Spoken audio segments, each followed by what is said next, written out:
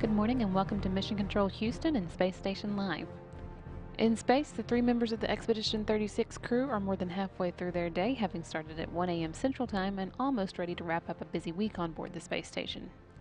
They have just a few days left with the space station to themselves now. 3 new crewmates, Karen Nyberg, Fyodor Yurchikhin, and Luca Parmitano, will launch from the Baikonur Cosmodrome in Kazakhstan to join them on Tuesday.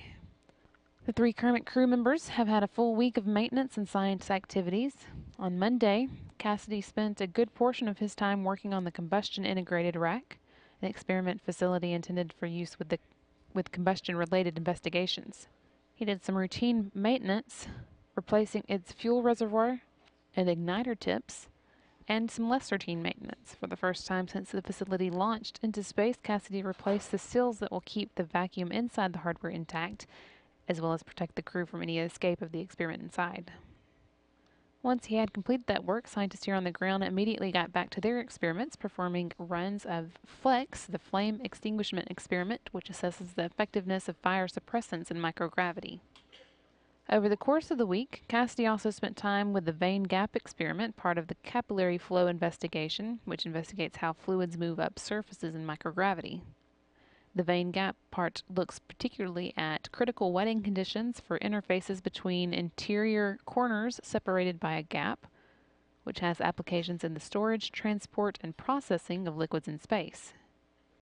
Cassidy wrapped up that experiment on Wednesday when scientists were able to finish a map of their measurements with Cassidy's help. In fact, the scientist named his method of trapping the fluid in the gaps after him. Then on Thursday, Cassidy took out the Spheres, or Synchronized Position, Hold, Engage, and Reorient Experiment satellites in the Kibo laboratory as part of a demonstration for the Zero Robotics competition. As part of the competition, students write algorithms for the Spheres satellites to accomplish tasks relevant to future space missions. The algorithms are then tested by the Spheres team, and the best designs are selected for the competition to operate the Spheres satellite on board the ISS. And today, Cassidy is finishing up an experiment he started last week, the Seedling Growth Experiment. Last Thursday, he planted Thale cress seeds as part of the experiment, which then examined their germination and growth under varying amounts of simulated gravity and in different colors of light. Today, Cassidy harvested those seedlings and quickly inserted them into one of the station's freezers to preserve the results for scientists on the ground to study when they're returned on a later cargo ship.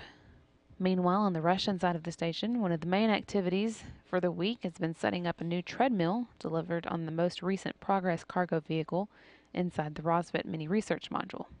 Commander Pavel Vinogradov and Flight Engineer Alexander Masurkin removed and disassembled the older treadmill earlier this week and then set to work installing the new one.